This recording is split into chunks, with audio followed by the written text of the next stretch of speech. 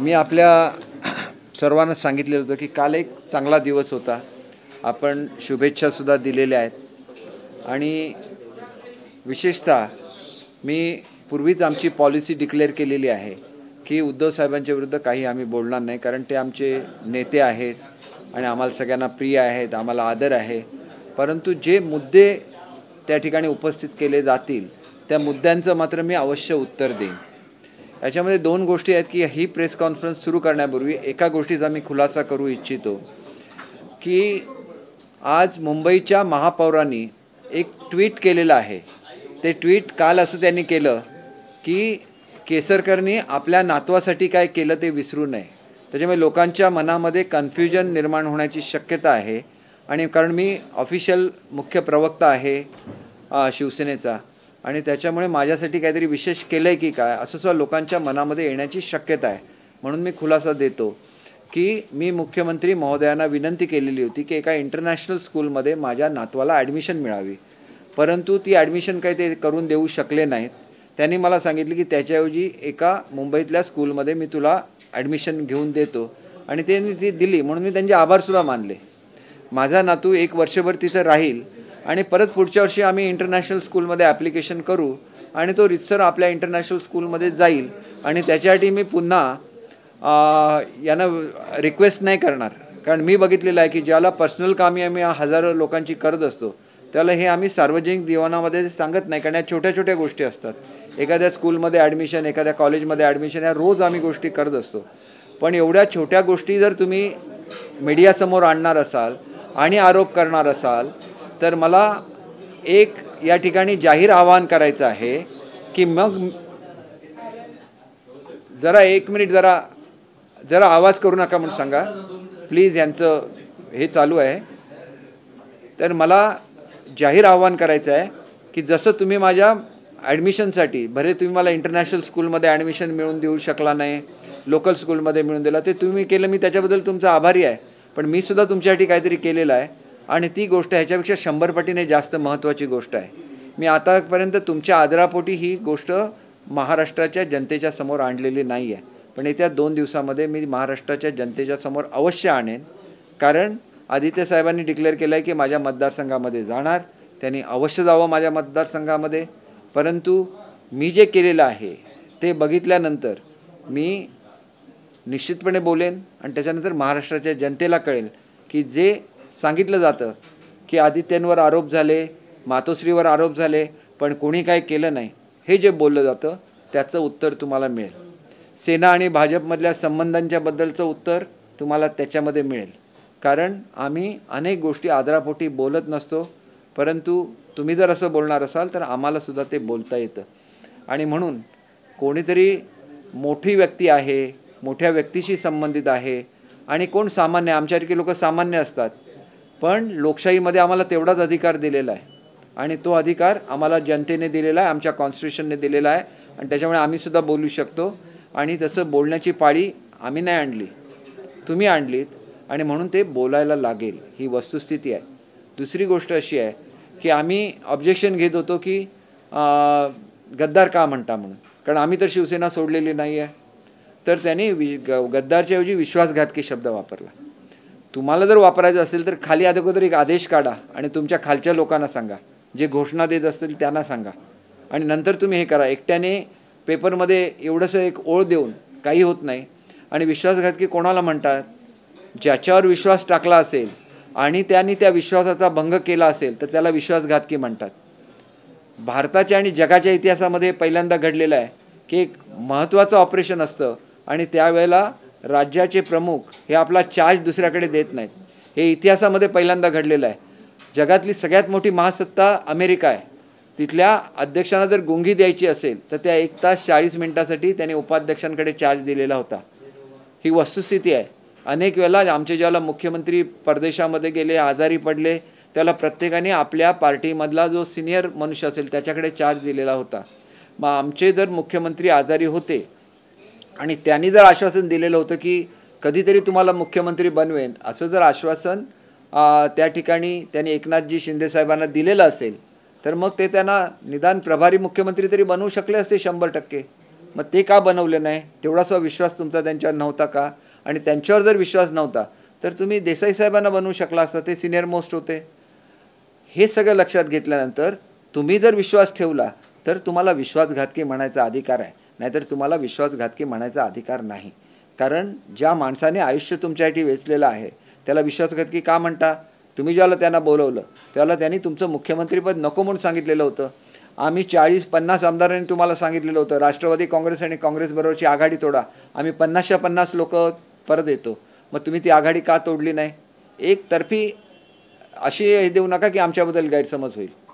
आम्ही ह्याच्यावरून सांगितलं, आम्ही ज्यावेळेला आसाममध्ये होतो गुवाहाटीला त्यावेळेला सांगितलं आम्ही परत येतो.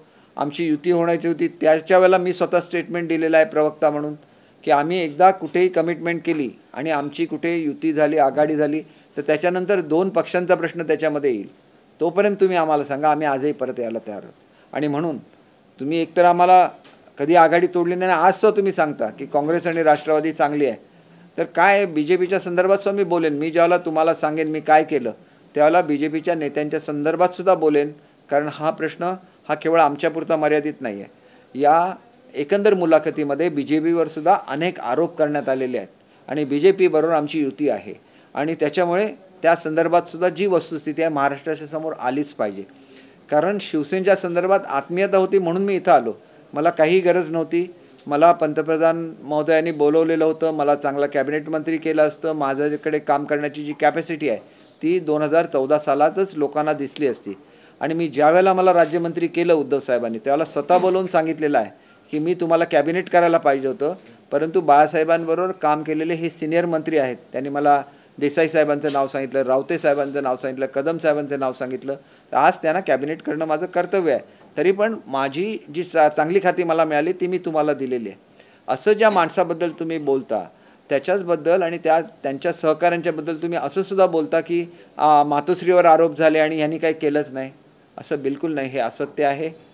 प्रत्येक जणाने आपल्या परीने काहीतरी केलेलं आहे आणि त्याच्यामुळे एखाद्याला वाईट ठरवायचं असेल तर काहीही बोललं जाऊ शकतं आणि म्हणून हे बोलणं चुकीचं आहे. एवढंच मला सांगायचं आहे. मी जे सांगायचं 2 दिवसानंतर पुन्हा मी प्रेस कॉन्फरन्स घेईन, पुन्हा मी सांगेन. परंतु एकनाथ शिंदे साहेबांना विश्वासघातकी म्हणणं हे आम्हाला अजिबात मान्य नाही. ते आमचे गटनेते आहेत. आम्ही त्यांच्याबद्दल अनादर असेल, तुमचा तो कदाचित अधिकारसुद्धा असेल, परंतु तुम्ही ज्यावेळेला बोलता त्यावेळेला असंख्य खालची लोकं बोलत असतात. तुम्ही जर गद्दार म्हणण्याचं ठरवलेलं असेल तर मुंबईमध्ये जेवढी पोस्टर लावले आणि ज्याच्यामध्ये गद्दार लिहिलेलं आहे सगळी पोस्टर्स काढून टाका. आज टीव्हीवर काय दाखवलं जातं? आमच्या बरोबरच्या आमदारांची पोस्टर्स फाडली जातात आणि फाडणारे कोण असतात? ज्यांना 50 मतं मिळणार नाहीत कधी आयुष्यामध्ये, 100 मतं मिळणार नाहीत असा मनुष्य जातो आणि तो पोस्टर फाडतो. त्याला त्यांनी अधिकार कोणी दिलेला आहे? तुम्ही उभं राहा ना, तुम्ही नगरसेवक पदाला उभं राहा. तुम्हाला लोक किती मतं देतात हे तुम्हाला त्यावेळेला कळेल. उगाच कोणाला तरी गद्दार म्हणायचं, कोणाची तरी पोस्टर फाडायची, त्यांच्याविरुद्ध पोस्टर लावायची. कोणी दिला अधिकार लोकशाहीमध्ये? अधिकार लोकांना असतो लोकशाहीमध्ये, कुठल्या राजकीय पक्षाला नसतो निवडून देण्याचं.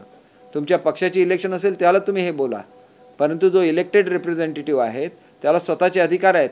कॉन्स्टिट्यूशनमध्ये जे प्रिव्हिलेजेस दिलेले आहेत फक्त दोघांनाच दिले. का दिले कॉन्स्टिट्यूशनने? एक आमदारांना दिला आणि दुसरा खासदारांना प्रिव्हिलेज दिला, कारण त्यांना जनतेची कामं करायची असतात. जनतेच्या कामाला जात असताना त्यांना कोण अडवू सुद्धा शकत नाही. मी प्रिव्हिलेज कमिटीचा मेंबर पूर्वी राहिलेलो आहे, आता त्या कमिटीचा अध्यक्षसुद्धा आहे. त्यामुळे प्रिव्हिलेजेस काय आहेत आमदार आणि खासदारांचे आम्हाला माहिती आहे. आणि म्हणून मी तुम्हाला अत्यंत नम्रपणे सांगतो की अशा गोष्टी करू नका, की ते लोकांनी निवडून दिलेले लोकप्रतिनिधी आहेत आणि त्यांच्यावर अधिकार लोकांचा आहे. तुमचा अधिकार तुम्ही ज्या वेळेला निवडून देत होता त्याला काम करण्याचा तुम्हाला निश्चित अधिकार आहे. अमुक आमची काम करून द्या म्हणून सांगायचा तुम्हाला निश्चित अधिकार आहे. परंतु हा अधिकार तुम्हाला कोणी दिला? हा अधिकार लोकशाहीमध्ये कोणालाही नाही. आणि लोकशाहीचं रक्षण आपण जर म्हणणार असो आणि लोकशाहीची तत्त्व जर आपण म्हणणार असू तर मग आम्हाला ज्यावेळेला तुम्ही सांगता की तुम्ही राजीनामे देऊन पुन्हा निवडून या, मग 2019मध्ये तुम्ही राजीनामे देऊन निवडून येऊन पुन्हा सरकार का नाही स्थापन केलं याचं उत्तरसुद्धा तुम्हाला जनतेला द्यायला लागेल. आम्ही गप्प राहतो याचा अर्थ आम्ही कमजोर आहे असं बिलकुल नाही. आम्ही तुमच्याबद्दल आदर आहे म्हणून आम्ही गप्प राहतो. उत्तर देणं प्रत्येकाला येतं, परंतु आदर ज्यावेळेला दुसरा मनुष्य आपल्याला आदर देत असतो त्याला तो आदर स्वीकारला सुद्धा पाहिजे. आणि तो जो हंबलनेस असतो तो लोकांना आवडतो. आणि म्हणून मला एवढंच सांगायचं आहे की मी शांतपणे या ठिकाणी बोलतो. त्याच्याचबरोबर ज्याला अशी वक्तव्य केली जातात त्याला मी एकटा नसतो, माझ्याबरोबर 50 आमदार असतात. त्यांच्या भावना काय होत असतील याचा विचार करा. ज्याला तुम्ही विश्वासघातकी म्हणता आमच्या शिंदे साहेबांना, त्याला त्यांच्या मनाचा विचार करा की ज्यांनी आयुष्य वेचलं तुमच्यासाठी. कुठली अडचण आली महाराष्ट्रामध्ये तुम्ही त्यांनाच पाठवत होता ना. शिवसेनेची इमेज कोणी तयार केली? 90% समाजकारण आणि 10% राजकारणाची इमेज कोणी तयार केली महाराष्ट्रामध्ये? शिंदे साहेबांनी तयार केलेली आहे. करोनाच्या काळामध्ये 2 वेळा त्यांना करोना झाला, पण करोनाच्या काळामध्ये शिवसेनेच्या वतीने सगळ्यात जास्त मदत आणि सगळ्यात जास्त काम हे एकनाथ शिंदे साहेबांनी केलेलं आहे. मग का त्यांनी ऐकून घ्यावं? किंवा मी एक त्यांचा प्रतिनिधी म्हणून मी का ऐकून घ्यावं? हा सुद्धा प्रश्न आहे आमच्यासमोर. आणि म्हणून माझी बाजू, माझं काय होईल हे महत्त्वाचं नसतं, परंतु चुकीचं बोलू नका. आणि तुम्ही जर पथ्य पाळायचं ठरवलेलं असेल तर तुमच्या कार्यकर्त्यांना सुद्धा ते पथ्य पाळायला सांगा, आणि तर आम्ही म्हणू की नेत्याचं कार्यकर्ते ऐकतात म्हणून. तर मी पुन्हा आपल्याला हे देईन. मैं अभी हिंदी में बात करूँगा. मुझे ये कहना है कि एक ट्वीट आया है, मैं पहले तो इसका खुलासा देना चाहूँगा कि बॉम्बे के मेयर ने एक ऐसे ट्वीट किया है कि दीपक केसरकर के पोते के लिए क्या किया है वो उनको कहना चाहिए. तो मैं जाहिर रूप से ये बोल रहा हूँ क्योंकि मैं एक सीधा साधा कार्यकर्ता हूँ. मैंने उद्धव जी के पास मैं ज़रूर गया था. मेरे पोते को एक इंटरनेशनल स्कूल में एडमिशन चाहिए था. वो मेरा एडमिशन नहीं कर सके, लेकिन मुंबई के एक दूसरे स्कूल में उन्होंने मेरा एडमिशन किया पोते का. तो वो किया. उसके बाद मैंने उनको जाके खुद उनको बुके दिया, मेरा आभार उनको प्रदर्शित किया. और मेरा पोता उस स्कूल में सिर्फ 1 साल रहने वाला है, क्योंकि उसे अगर इंटरनेशनल स्कूल में जाना है तो नेक्स्ट ईयर वो इंटरनेशनल स्कूल के लिए अप्लाई करेगा. उस वक्त मैं उद्धव साहब के पास नहीं जाऊंगा, क्योंकि इतनी छोटी छोटी चीज़ें जब आपके कार्यकर्ता प्रेस में बोलते हैं तो लोगों के मन में इसके बारे में एक गलतफहमी हो सकती है. और दूसरी चीज़ ये है कि जब आप मेरे पोते के बारे में बोलते हैं तो आपको भी लोगों को ये कहना पड़ेगा कि इस आदमी ने मातोश्री के लिए क्या किया है. अगर आप नहीं बोलेंगे तो मुझे बोलना पड़ेगा, और सब संभ्रम लोगों के मन में से निकल जाएगा. मैं आज इस एक पोजीशन पे आ गया हूँ. बीजेपी के बारे में बहुत सारी बातें कही गई. बीजेपी हमारा मित्र पक्ष है. आप अगर गलत बातें कहेंगे तो उसका भी जवाब मुझे देना पड़ेगा, क्योंकि असलियत कुछ और ही है, और वो असलियत लोगों के सामने आई हुई नहीं है. इसीलिए महाराष्ट्र की जनता, जिन्होंने सेना बीजेपी के अलायंस को जीत के दिया था, उन तक ये हकीकत पहुंचनी चाहिए. एक तो आप पहुंचाइए, नहीं तो मुझे ये करना पड़ेगा अगले 2 दिन में. आदित्य जी जा रहे हैं मेरे कॉन्स्टिट्यूंसी में, आप बिल्कुल जाइए मेरे कॉन्स्टिट्यूंसी के में. मैं एक बार भी नहीं गया, मैंने किसी को रोका भी नहीं है कि आप शिवसेना के साथ काम मत करो. मेरे साथ मेरी जनता है. मैं आज तक जीत के आ रहा हूँ, तो वो मेरे जनता का आशीर्वाद है. आप जाके क्या करेंगे मेरे कॉन्स्टिट्यूंसी में? आपने कभी कुछ किया है क्या वो लोगों के लिए? मैंने जो एक एग्जाम्पल दिया था, भारत की जो पहली सबमरीन है बैटरी ऑपरेटेड, वो मैंने सैंक्शन की थी जब मैं मिनिस्टर था. उसमें से 1 रुपया खर्चा नहीं किया गया, वो आपका डिपार्टमेंट था. तो मैंने आपको आज तक क्रिटिसाइज़ क्यों नहीं किया? क्योंकि हम आपका आदर करते हैं. तो आप भी वही कीजिए. और मैं जब बोलूँगा तो ये जो आज सामना में आया हुआ है कि मातोश्री पे आरोप हो गए लेकिन किसने कुछ नहीं किया, तो हमारे जो एमएलएज है, हर कोई ऊपर तक नहीं जा सकता, लेकिन कई एमएलएज ने इसके लिए आंदोलन किया था. कई लोगों ने पोस्टर्स लगाए थे, कई लोग कैमरा के आगे आके उन्होंने उसके बारे में निषेध व्यक्त किया था. तो ये सब ने किया हुआ है. फिर आपको अगर ये नहीं लगता है तो उस वक्त के आप फुटेज देखिए, इस वक्त की आप फुटेज देखिए कि जो लोग बोल रहे थे उनके खिलाफ कितने आंदोलन हो गए, वो आप देखिए ना. और ये जो आंदोलन हुए उसमें जब शिवसेना और हमारे सब एमएलएस थे, तो आप एमएलएस को ऐसा क्यों बोल रहे थे? और दूसरी चीज़ ये है कि आप शिंदे साहब को बोल रहे हैं कि उन्होंने विश्वासघात किया. आपने कभी विश्वास किया है क्या? आप जब खुद बीमार थे तो एक एग्जाम्पल है पूरे वर्ल्ड में कि बीमार होने के बाद भी एक राज्य का प्रमुख अपना कारोबार नहीं सौंपता है, उसके लिए अपना चार्ज देना पड़ता है दूसरे किसी नेता को. ये चार्ज महाराष्ट्र में नहीं दिया गया. तो आपको इतना भी विश्वास नहीं है कि जिस आदमी को आपने बोला था कि आप मुख्यमंत्री हम आपको करेंगे, तो आप उसको प्रभारी मुख्यमंत्री कर सकते थे 1 साल के लिए। फिर लोगों को लगता कि आपने उन पे विश्वास किया है और आपने विश्वास ही नहीं किया तो आप उसको विश्वासघाती कैसे बोल सकते हैं? ये बहुत गलत है और मैं ऐसे शब्द सुनना नहीं चाहूँगा, क्योंकि हम सब लोग एक है और हमारा जो हमने जो लड़ा दिया है, हमने जो भी उसको बोलिए कि जो रिबेल किया, जो भी किया तो अपने पार्टी में किया, उसके लिए हमने साल 1.5 साल तक हम आपसे मांगते रहे, आपने नहीं दिया तो फिर हमें हमारी जो हम आपके पार्टी में क्यों आ गए, या तो जो लोग आपके पार्टी में सालों से काम कर रहे हैं वो एक विचारधारा है और वो विचारधारा बाबा साहब की विचारधारा है, वो हिंदुत्व की विचारधारा है, वो एक जो अपना महाराष्ट्रियन एक आम आदमी है उसको कैसे प्रोटेक्ट करना है, उसके लिए कैसे काम करना है, वो ये विचारधारा है। और देखिए बाबा साहब ने बोला था कि 90% सोशल वर्क होना चाहिए, 10% पॉलिटिक्स होना चाहिए। तो ये सोशल वर्क का जो 90% जिम्मा था पूरा का पूरा दिया हुआ था एकनाथ शिंदे जी को। जहाँ भी जो भी करना है, कोरोना के काल में 2 बार उनको कोरोना हो गया, किसी ने देखा नहीं कितना काम उन्होंने किया। चाइना का जो रिकॉर्ड था जम्बो कोविड सेंटर का, उसको उन्होंने तोड़ दिया। तो ये काम तो उन्होंने किया, ये सही है। फिर आप बहुत अच्छे मुख्यमंत्री थे, लेकिन आपके साथ आपकी टीम भी काम कर रही थी और उस टीम के जो फील्ड पे कैप्टन थे तो ऐसी बुरी बातें मत बोलिए। और आपको अगर बोलना है कि मैंने गद्दार शब्द का यूज़ करना छोड़ दिया तो आपके जो कार्यकर्ता है उनको बोलिए कि ये शब्द नहीं आना चाहिए। सब पोस्टर्स जिसमें गद्दार लिखा है सब पोस्टर्स निकालवा दीजिए, फिर हम ऐसा सोचेंगे जो आप बोलते हैं वो आपका कार्यकर्ता सुनता है। तो ये होना चाहिए। और मैं इसलिए थोड़ा सा मैं कभी भी सॉफ्ट लैंग्वेज में ही बोलता हूँ, लेकिन ऐसी जब चीज़ें आती है तो आपको थोड़ा बोलना चाहिए, आपको थोड़ा जनता के सामने ओपन भी होना चाहिए, क्योंकि जनता तक हकीकत पहुँचनी भी चाहिए। नहीं तो लोग ऐसे ही समझते रहेंगे कि रोज़ सुबह एक मुलाकात दी जाती है, उसमें किसी को भी आप कौन हैं, आप जिसके खिलाफ बोलते रहे हैं वो कौन है, इसके बारे में वो कोई नहीं सोचते।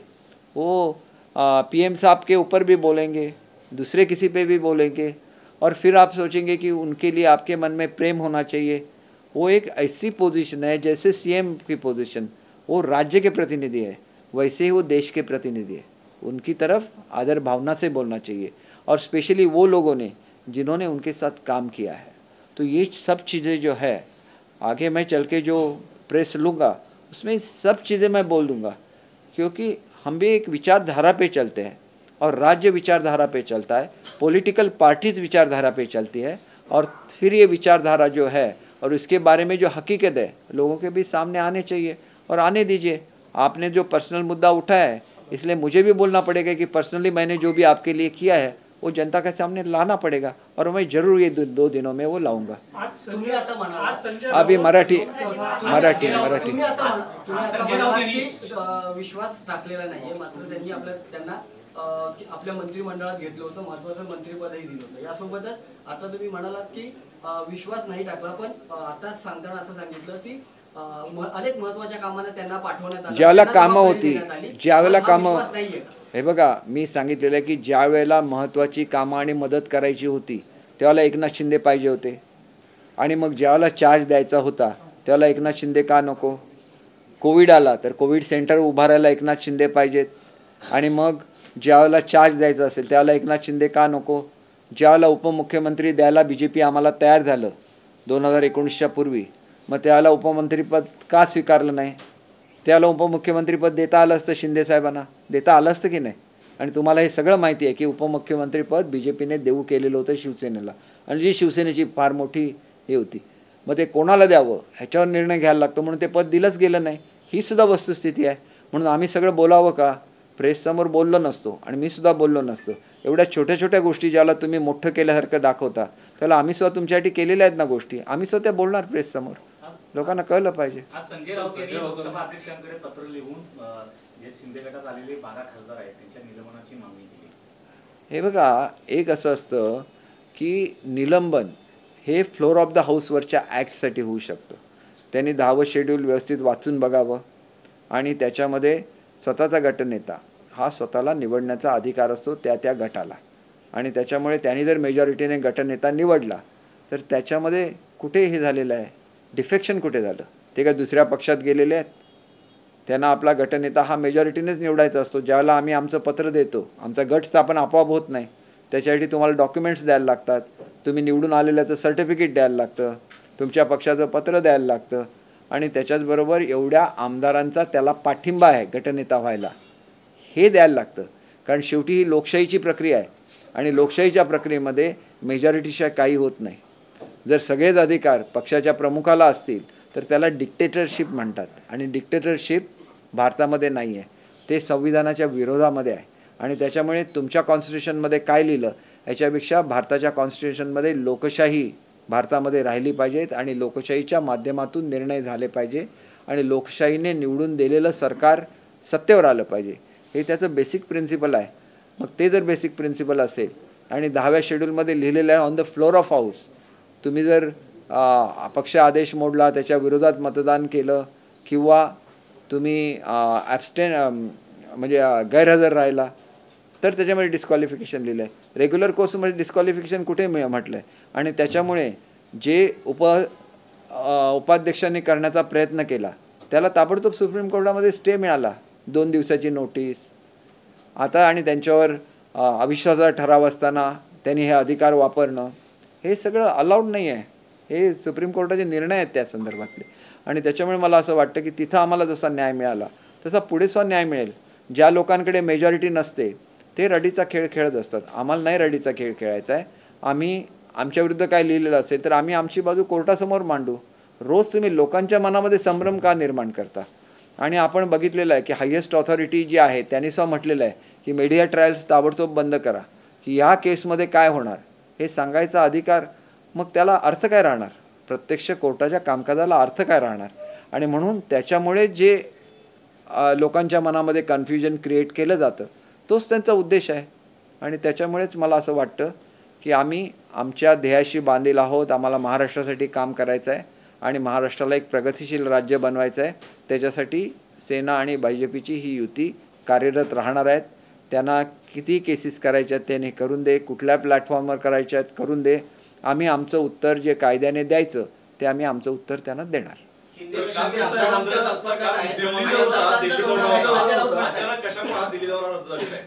काल मी तुम्हाला सांगितलं की त्यांना पोचायचं होतं एअरपोर्टला, जवळजवळ 7चं फ्लाईट होतं, तर त्यांना निदान 6:30ला तरी निघालं पाहिजे. 400 ते 500 लोक रांगेमध्ये होते, आणि मी स्वतः बघितलेलं आहे की आलेल्या प्रत्येक अर्जावर ते लिहित होते आणि सही करत होते. शेवटी असं आहे की राज्याची जनता ही महत्त्वाची आहे, आणि अनेक वर्ष मुख्यमंत्र्यांना भेटण्यापासून ती वंचित राहिलेली असेल तर त्याला कधीतरी न्याय दिलाच पाहिजे. दिल्लीची ट्रिप उद्यासुद्धा होऊ शकते, परंतु ती जर त्यांची 7ची फ्लाईट होती आणि ती जर त्यांची लोकांना भेटण्यामध्ये मिस झालेली असेल तर त्याच्याबद्दल फार मोठ्या चर्चा करण्याची काय आवश्यकता आहे असं मला स्वतःला वाटत नाही. शिंदे गटाचे आमदार जे आहेत ते आमच्या संपर्कात आहे आणि लवकर सत्तांतर होईल संजय राऊत म्हणतात. हे नेहमी त्यांना दिवसाची स्वप्न बघायची सवय झालेली आहे. आम्ही ज्यावेळेला गुवाहाटीला होतो त्यावेळेला ते सांगायचे 15 आमदार आमच्या संपर्कात आहेत, 20 आमदार आमच्या संपर्कामध्ये आहेत. मुंबईला आले की सगळे हे आम्हाला जोडले घेणार आहेत. प्रत्यक्षात काय घडलं? आणि एक आमदार कमी झाला, म्हणजे 40चे 41 झाले. म्हणजे हे घडतं. त्यांना जर असं वाटत असेल की संपर्कात आहेत तर कदाचित त्यांना असं म्हणायचं असं की आमचे काही आमदार शिंदेंच्या संपर्कात आहेत आणि लवकरच ती जी संख्या 14ची आहे तीसुद्धा लवकरच कमी होण्याची शक्यता त्यांना दिसत असेल, म्हणून ते असं बोलत असतील. शिवसेनेतील अनेक ज्येष्ठ लोक आज शिवसेनेपासून लांब गेलेले होते, तरी एकनाथ शिंदे ह्या सर्वांना एकत्र आणण्याचा प्रयत्न करत आहेत. आपल्याला काय वाटतं? एक आहे की शिवसैनिकाची अपेक्षा एवढीच असते की आपल्या पाठीवर मायेचा हात फिरावा, ह्याच्यापैकी कुठलंही असं नसतं. आणि ज्येष्ठ जो शिवसैनिक असतो त्याला असं वाटत असतं की मी शिवसेनेसाठी जे काय केलं त्याची कुठेतरी नोंद म्हणून आम्हाला एखादी बसायला मानाची खुर्ची मिळावी तिथं गेल्यानंतर समारंभामध्ये, आणि ते सुद्धा नाही मिळालं तर शिवसैनिक नाराज असतो. आणि मग नाराजीचा फायदा घेण्याचा एकनाथ शिंदेसाहेब अजिबात प्रयत्न करत नाहीत. जसं ते आमच्या नेत्यांना भेटायला गेले तसं ते JRD टाटा आपल्या रतन टाटांना सुद्धा भेटायला गेले. ही वस्तुस्थिती आहे ना. म्हणजे मोठ्यांचा मान ठेवणं ह्याच्यामध्ये कमीपणा काहीच नाही आहे. मोठ्यांचा मान ठेवलंच पाहिजे. रतन टाटा हे महाराष्ट्राचं एक अभिमानाचं प्रतीक आहे, मुंबईच्या अभिमानाचं प्रतीक आहे. मग त्यांनासुद्धा शाल घालायला, त्यांना पुष्पगुच्छ द्यायला आमचे मुख्यमंत्री गेले ना. आणि मग आपला एखादा ज्येष्ठ खासदार आजारी आहे, मग त्याच्या चौकशीला गेलं तर त्याच्यामध्ये काय चूक आहे? कुठेतरी आता याच्या आधी शिवसेनेच्या नेत्यांना जे आहे ते भेटताना पाहायला मिळालं नाही. आता भेटीगाठी सुरू आहेत. आमदार खासदार यांना सोबत घेतल्यानंतर आता वरिष्ठ नेत्यांना सुद्धा सोबत घेण्याचा प्रयत्न आहे का? एक गोष्ट अशी आहे की ज्यावेळेला तुम्ही मुख्यमंत्री बनता त्यावेळेला तुमच्यावर राज्याची जबाबदारी असते आणि त्या राज्याच्या जबाबदारीबरोबर तुम्हाला एक स्टेटससुद्धा प्राप्त झालेला असतो. एखाद्या मुख्यमंत्र्यांनी आपल्या चौकशीसाठी येणं ही एवढी सुखद बाब असते जनतेसाठी. आणि ते सुख जर एखाद्या ज्येष्ठ शिवसैनिकाला मिळालं तर ते सुख त्याला मिळून देणार. त्याने आयुष्यभर कष्ट केलेले आहेत शिवसेनेसाठी आणि शिवसेनेचा मुख्यमंत्री असला तर तो आपल्याला भेटायला येतो. ही एक सुखद बाब असते. सुप्रीम कोर्टाने 367 ठिकाणी जे नियोजित निवडणूक आहे त्या ओबीसी आरक्षणाशिवाय अशा पद्धतीने न्यायालयाने निवडणूक आयोगाला नाही बघा, आता ह्या टेक्निकल बाबी आहेत ना, ह्या मी ऑफहँड सांगू शकत नाही कारण याच्यामध्ये न्यायालयाचा प्रश्न इन्व्हॉल्ड असतो. त्यानंतर शासनाचं जे धोरण असतं हे काय पॉलिटिशियन्स ठरवतात असं नाही. त्याच्यासाठी शासनाची स्वतंत्र यंत्रणा असते. त्याच्यामध्ये लॉ अँड ज्युडिशरी डिपार्टमेंट असतं. कन्सर्न जे नगरविकास किंवा जे ग्रामविकास खातं आहे त्यांचे सचिव असतात. हे सगळे आपला रिपोर्ट मुख्यमंत्र्यांना किंवा प्रशासनाला देतात आणि त्याच्यानंतर त्या बाबतीत काय करायचं याचा निर्णय होतो आणि कोर्टाचा निर्णय शेवटी मान्य करायलाच लागतो. लागू होत नाही तोपर्यंत निवडणुका घेऊ नयेत अशी राज्य सरकारकडे मागणी करतायत. तुम्ही काय तुमची भूमिका? भाजपची तीच भूमिका आहे. भाजपची पण तीच भूमिका आहे. भाजपची तीच भूमिका, आमची सुद्धा तीच भूमिका आहे ना. नाही मग निवडणुका घेऊ नयेत असं तुम्ही. पण हे बघा असं असतं की आपण बघितलेलं आहे की ओबीसी आरक्षणाला मान्यता सुद्धा दिली, त्याचे आता लॉट्स सुद्धा झालेले आहेत आणि अशा परिस्थितीमध्ये जर काही नवीन निर्णय झालेला असेल या संदर्भात तर तो निर्णय तपासून बघायला लागेल. त्याचे इम्प्लिकेशन्स काय होतात, त्याची अंमलबजावणी करता येते का, हे सगळं तपासून बघायला लागेल. आणि जर काही डिफिकल्टीज असतील तर त्या कोर्टाला न्यायालयाच्या समोर आणायला लागतील.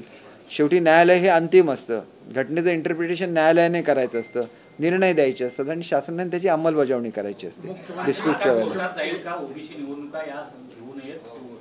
नाही, हे जाहीर करणं हे मुख्यमंत्री आणि मुख्यमंत्री महोदयांचा प्रिओगेटिव्ह आहे. तो मला अधिकार कोणी दिलेला नाही, तो त्यांचा अधिकार आहे.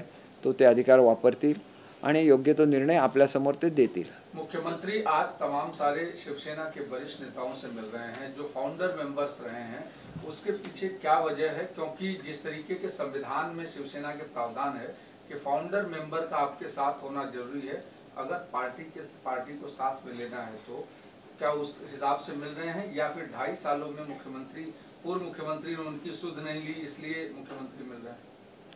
नहीं, देखिए, मिलना कोई बुरी बात तो नहीं है. उनको भी अच्छा लगेगा कि महाराष्ट्र के मुख्यमंत्री उनको मिल रहे हैं, तो उनके लिए सम्मान की बात है. तो सम्मान उनको भी अच्छा लगेगा ना.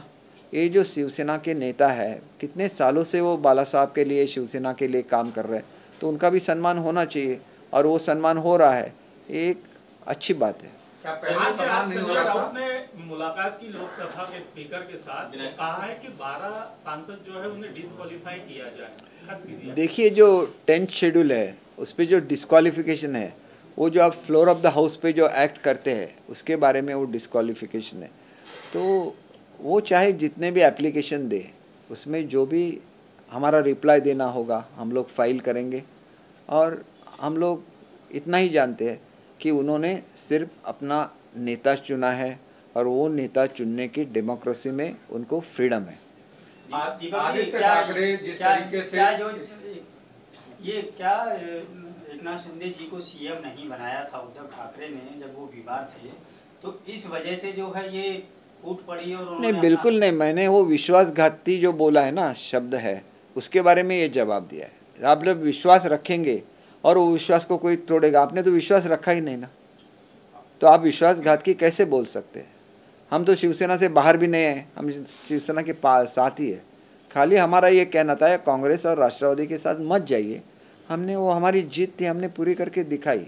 आदित्य ठाकरे जिस तरीके से आप लोगों के विधानसभाओं में दौरा करेंगे और अगले कुछ दिनों तक कोंकण, पश्चिम महाराष्ट्र के दौरे पर रहेंगे, तो क्या आप लोगों को लगता है कि आदित्य आप लोगों के खिलाफ बात करेंगे और उससे जनता प्रभावित होगी? उनको ज़रूर बात करने दीजिए। जिन्होंने कोंकण के लिए, मैंने एक एग्जाम्पल दिया था कि मैंने एक सबमरीन सैंक्शन की थी जब मैं फाइनेंस डिपार्टमेंट का मंत्री था। 65 करोड़ रुपया, जो भारत की पहली बैटरी ऑपरेटेड सबमरीन होने वाली थी, तो उसमें से 1 रुपया भी वो खर्चा नहीं कर सके। वो उस खाता के मंत्री थे, फिर भी नहीं कर सके। तो हमारी जनता ऐसी है कि कोई सवाल उनको नहीं पूछेगा, लेकिन उनके मन में तो ये रहेगा ना।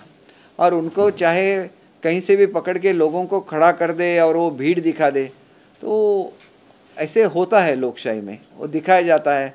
फिर उनके जो उनका दौरा रहता है उसको भी दिखाया जाता है लोगों को। तो एक टैक्टिक रहती है पॉलिटिक्स की, अपने लिए समर्थन जुटाने की। तो वो कर सकते हैं, उनको वो फ्रीडम है, हम उसके बारे में क्यों बोले। मैं तो खुद अपने कॉन्स्टिट्यूंसी में गया भी नहीं, मैंने किसी को भी ऐसे नहीं बोला कि आप उनका जो पक्ष है उसमें से निकल जाओ, मुझे सपोर्ट करो, कुछ भी नहीं किया। क्योंकि आप जब जीत के आते हैं तो आम जनता आपको वोट देती है, और आम जनता हमारी ऐसी है कि उनको अपना लोकप्रतिनिधि अच्छा चाहिए। देखिए, बैरिस्टर नाथ पै थे, संसद में वो भाषण करते थे और उसका इतना अभिमान था। मधु दंडवते जी बहुत अच्छा स्पीच देते थे संसद में, और उनका वहाँ पे ये था, तो वो यहाँ नहीं आए तो भी 5-5 लाख वोटों से उनको जिताए दिया जाता है। और इसको कोंकण बोलते। जब MLAs 8 MLAs हो तो 8 के 8 MLAs कांग्रेस के चुन के आते थे, लेकिन मधु दंडवते अकेले 5-5 लाख वोट से जीत के आते थे। ये कोंकण के लोग बहुत एजुकेटेड है। ऐसी जो ट्रिक्स है उसको कोंकण की जनता, और बाला साहब को जो सपोर्ट दिया है ना, कोंकण की जनता ने ही दिया है ना। सिंधुदुर्ग रत्नागिरी आज भी उनके जो काउंसिलर्स रहते हैं, 40-45 काउंसिलर्स तो सिंधुदुर्ग रत्नागिरी 2 जिले से रहते। तो ये कोंकण का एक अपना एक ये खासियत है, और वो खासियत तो जनता की खासियत है। वो सब रूल्स को फॉलो करेंगे, अपना टैक्स वक्त पे करेंगे। हमारा जो पासिंग आउट परसेंटेज है हाईएस्ट इन महाराष्ट्र, वो तो हमें देन दी है भगवान ने। एक सवाल और है। Shiv Sena party constitution, as per the constitution, all the rights of the leaders has all the rights to become the way Eknath Shinde is leading all the leaders and everyone. So who is currently leader of Shivsena? देखिए, शिवसेना में leaders के अलग अलग post है, तो हर post पे कौन है तो उसको leader ही बोला जाएगा। एक लीडर है दूसरा लीडर नहीं है, ऐसे बिल्कुल नहीं है। और देखिए, एक लीडर को अगर आप ऑथराइज करते हैं किसी को भी निकालने के लिए, आज कोई भी जिला का अध्यक्ष जो नेशनल उसका जो पार्टी है उसमें वो सदस्य है, उसको वो निकाल देते। अगर वो बोले कि मैं शिंदे साहब को सपोर्ट करता हूँ तो उसको निकाल देते, दूसरे को वहाँ पे ये कर देते। तो ये डेमोक्रेसी है क्या? चाहे वो पार्टी भी हो और आपकी पार्टी की कॉन्स्टिट्यूशन कुछ भी बोलती हो, लेकिन डेमोक्रेसी कॉन्स्टिट्यूशन ने हमें दी हुई डेमोक्रेसी है, तो हर जगह पे वो डेमोक्रेसी आनी चाहिए। अगर नहीं आती है तो उनका कॉन्स्टिट्यूशन जो है उसको चैलेंज करना पड़ेगा in the court of law, क्योंकि डेमोक्रेसी आनी चाहिए। फिर आपको अगर याद रहेगा, जो इलेक्शन कमीशन है उन्होंने एक नोटिस दिया था शिवसेना में इलेक्शन ही नहीं हो रहे थे, पहले सब अपॉइंटमेंट्स हो रही थी, तो एक नोटिस दिया गया कि आप अगर इलेक्शंस नहीं लेंगे विद इन द पार्टी तो आपका जो सिंबल है और पार्टी का जो आपका जो मान्यता है उसको रद्द किया जाएगा। तो ये तो इतिहास है ना, तो वो अभी भी वही कर रहे हैं, डेमोक्रेसी नहीं यूज़ कर रहे हैं। एक सवाल और है कि कल 2.5 से 3 लाख केसेस सरकार ने पीछे करने का फैसला किया है। कोविड के समय में जो पॉलिटिकल केसेस थे, सामाजिक केसेस थे, इन सारी चीज़ों को पिछले 2.5 सालों में सबसे ज़्यादा केसेस बीजेपी के ऊपर हुए, चाहे वो घंटानाद आंदोलन हो, मंदिर खोलने को लेकर के, या दूसरे अलग अलग केसेस हों। तो क्या आपको लगता है कि अभी जब सरकार 2 ही लोग चला रहे हैं तो बीजेपी का सारा एजेंडा फुलफिल किया जा रहा है क्या? नहीं, बिल्कुल नहीं। देखिए, जो भी नई सरकारें आती है तो पॉलिटिकल केसेस में क्या होता है कि पॉलिटिकल केसेस मोस्टली आंदोलन की रहती है और आंदोलन लोगों के लिए होता है। तो इस बारे में हर सरकार निर्णय लेती है कि जो भी आंदोलन के केसेस है उसको वापस लिया जाए, लेकिन उसको एक प्रोसीजर है। जब सरकार ये निर्णय करती है तो फिर एक बार उसको कोर्ट के सामने लिया जाता है, और कोर्ट जब उसको मान्यता देते हैं तभी ये जो उनके ऊपर जो केसेस है वो वापस आ जाती है, नहीं तो नहीं वापस आती। लेकिन गवर्नमेंट को अपना पार्ट करना चाहिए, और कोर्ट को जो निर्णय करना है वो उनका अधिकार है।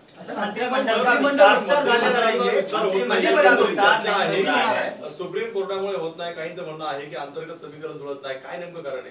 नाही, एक गोष्ट लक्षात घ्या की आपल्याकडे कोर्टाचा असा कुठलाही निर्णय आहे का की त्यांनी बंदी केलेली आहे तुम्हाला कॅबिनेटच्या एक्सपान्शनला, ज्यावरती 2 मंत्री होऊ शकतात आणि 6 मंत्री होऊ शकतात, अशी कुठे बंदी केलेली आजपर्यंत माझ्या तरी वाचनामध्ये आलेलं नाही आहे। काय झालेलं आहे की महाराष्ट्रामध्ये फ्लॅश फ्लड्स आले अचानकपणे, महाराष्ट्रामध्ये जे मोठ्या प्रमाणात अतिवृष्टी झाली आणि त्याच्यामुळे उपमुख्यमंत्री आणि मुख्यमंत्री हे त्या कामामध्ये बिझी होते। दुसरी गोष्ट लक्षात घ्या की जे सर्वाधिक निर्णय आहेत या काळामध्ये घेतले गेले आणि त्याचं पर्सेंटेज आहे 125%, म्हणजे 125% निर्णय घेण्यामध्ये हे सरकार आहे आणि मागचं सरकार होतं त्याचं 50%ची ॲव्हरेज आहे। म्हणजे धडाक्याने निर्णय घेत असताना तुम्हाला तिथं उपस्थित तर राहायला लागतं, तुम्हाला तुमच्या सचिवांच्या बरोबर कॅबिनेटची मीटिंग व्हायला लागते, त्याच्यामध्ये चर्चा करायला लागते आणि हे निर्णय जर राज्याच्या हिताचे करायचे होते आणि त्याच्यापेक्षा कॅबिनेट करणं महत्त्वाचं आहे का? आज जवळजवळ 14 लाख शेतकऱ्यांना दिलासा देण्यात आला, 50-50 हजार रुपये देण्याचा निर्णय घेण्यात आला, मोठा निर्णय आहे। पेट्रोलचे रेट कमी करण्याचा निर्णय घेण्यात आला, मोठा निर्णय आहे। जे निर्णय घेतले ते लोकांच्या हिताचे निर्णय आहेत आणि लोकांच्या हिताचं काम करत असताना जर सरकारचं कॅबिनेटचं एक्सपान्शन मागे राहिलं, त्याच्यामध्ये ऑब्जेक्शनेबल काही नाही। ऑब्जेक्शन कोणी घेतलं पाहिजे? आम्ही लोकांनी घेतलं पाहिजे की जे सपोर्टिंग आहेत BJPचे आणि शिवसेनेचे जे आमदार आहेत त्यांनी म्हणायला पाहिजे की आम्हाला लवकर मंत्री करा। एकही आमदार म्हणत नाही की मला लवकर मंत्री करा। कारण असं आहे की ते म्हणतात की महाराष्ट्राच्या जनतेला पहिलं प्रेफरन्स आहे। फक्त एकच अडचण येते जी मी मुख्यमंत्री आणि उपमुख्यमंत्र्यांच्या निदर्शनाला आणून दिलेली आहे की अनेक जिल्ह्यामधल्या लोकांचं म्हणणं असं आहे की इथं पालकमंत्री असला पाहिजे की आम्हाला पालकमंत्र्यांना भेटणे इझी होतं, कारण आम्ही त्या जिल्ह्यामध्ये त्यांना भेटू शकतो आणि त्याच्यामुळे या दृष्टीने आपण लवकर कॅबिनेट, त्याच्यामध्ये काय आमचा व्यक्तिगत स्वार्थ काही नाही, लवकरात लवकर करावं। आणि मुख्यमंत्री उपमुख्यमंत्री दोघांनी सांगितले की लवकरात लवकर म्हणजे कधी हे काय मी सांगू शकणार नाही, कारण तो त्यांचा अधिकार आहे। अतिवृष्टीमुळे विस्तार होऊ शकला नाही, पण जेव्हा अशी एखादी परिस्थिती आहे त्यावेळेस जिल्ह्यामध्ये पालकमंत्री, आपत्ती व्यवस्थापनचे मंत्री, कृषी मंत्री असणं अपेक्षित नाही का? नाही, ही जी भावना आहे ही मी त्यांच्या कानावर घातलेली आहे, परंतु याची कमतरता कुठेही त्यांनी भासू दिलेली नाही। ते स्वतः सगळीकडे फिरले, दोघेही जण जॉईंटली फिरले आणि त्यांनी संपूर्ण महाराष्ट्राशी कॉन्टॅक्ट केलेला आहे आणि त्याचे पंचनामे करणं वगैरे सगळी प्रक्रिया चालू झालेली आहे। लवकरच मदत सगळी पोहोचेल। साहब, आपके ही समर्थक कुछ विधायकों से हमारी ऑफ द रिकॉर्ड बातचीत हुई है, उनका कहना है कि पैचअप करने की जो भी सारी विधि है वो शिंदे शाह भी डिसीजन लेंगे आखिर। पैचअप करने की कोई स्थिति आने वाले समय बन सकती है कि नहीं? क्या यूं ही खेल जारी रहेगा या आप लोग की तैयारी कर रहे हैं? देखिए, हमारी अलग पार्टी तो है नहीं, हम लोग शिवसेना से ही है। मतभेद हो सकते हैं पार्टी के अंदर, तो उसको ख़त्म कर देना चाहिए और ये काम सीनियर लोग कर सकते हैं और वो करे, हमको हमारा उनको सपोर्ट रहेगा। नहीं, सवाल यही बैठा हुआ कि पहल कौन करेगा? आप लोग वेट कर रहे हैं कि वहाँ से उद्धव जी फोन करें कि यहाँ से शिंदे जी पहल करें? नहीं, ये आपको जो सीनियर है उनको पूछना पड़ेगा, आप पूछ लीजिए, हम तो नहीं पूछ सकते। मंत्रिमंडल विस्तार का क्या है? क्योंकि उनकी तरफ से ये कहा जाता है कि लिफ्ट में भी मुख्यमंत्री उप मुख्यमंत्री कैबिनेट मीटिंग हो जाती है। क्यों होगी? कैबिनेट मंत्री तो कैबिनेट का एक सिस्टम रहता है आपके और जनता के, क्योंकि ये आपका सवाल जो है वो जनता के मन में भ्रम पैदा कर सकता है। जब कैबिनेट होती है तो चीफ सेक्रेटरी उसका ये सदस्य है, एडिशनल चीफ सेक्रेटरी सब वहाँ पे रहते हैं और जिस डिपार्टमेंट का सब्जेक्ट है उस डिपार्टमेंट के सब सेक्रेटरीज उसमें शामिल होते हैं। कैबिनेट ये कोई मजाक की बात नहीं है, कैबिनेट ये शासन का निर्णय होता है और शासन के निर्णय करने के लिए जो वरिष्ठ अधिकारी है उनका उपस्थित होना, उनका रिपोर्ट आना सब इसेंशियल है। तो ये मजाक में कोई भी बोल देगा, लेकिन ऐसे सरकार नहीं चलती है। सरकार प्रॉपर कागज़ के ऊपर चलती है, प्रॉपर प्रोसीजर के ऊपर चलती है और वह प्रोसीजर महाराष्ट्र में पूरी तरह से फॉलो किए जाते हैं। क्या केसरकर साहब के मन में अभी भी है कि पैचअप हो जाए ताकि शिवसेना का जो भविष्य है और बड़े पैमाने पे महाराष्ट्र में निकल कर आए? हम तो बहुत खुश होंगे अगर पैचअप हो जाए, लेकिन जिस तरह से बातें चल रही है उस तरह से बातें चलती रहे तो मन में एक दूसरे के बारे में ख़राब चीज़ें आती हैं। इसीलिए मैंने बोला था कि हम लोग कुछ उनके खिलाफ बोलेंगे नहीं और मैं वो स्टैंड पे कायम हूँ। Thank you.